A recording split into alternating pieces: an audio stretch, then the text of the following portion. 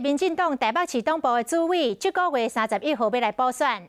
新境界智库的副执行长吴怡农，今仔日到党中央来登记，嘛搁一届来强调讲，这本来就无伫伊的计划当中。讲未来若当选到党部的主委，会全力来支持民进党推出的候选人。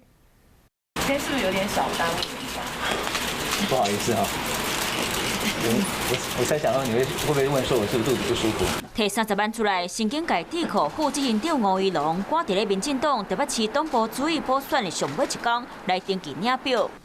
选党部主委原本当然不在我的计划当中，也很乐意有这一个机会来跟大家一起在党部继续努力。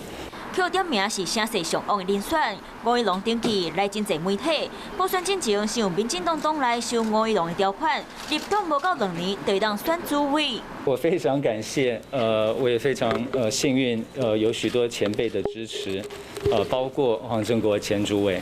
无偌久进前，台北市党部主委选举，则因为无共派系候选人互相伫咧指控买票，选举动起来。 这摆吴怡农登记前，台北市前议员颜胜官抢先登记，不过吴怡农传出有2派系界支持，马上点名是后一届台北市选举上重要的话题。是党部主委最重要的工作，就是全力支持民进党推出的候选人。这个之前我也说过了，那这也是我未来的工作，我未来的角色以及我的责任。登记这天，吴怡农挂一个"我爱台湾"的嘴暗，为立委落选了后，这摆靠台北市党部主委的选举，就看敢会当顺利当选，定当来政坛。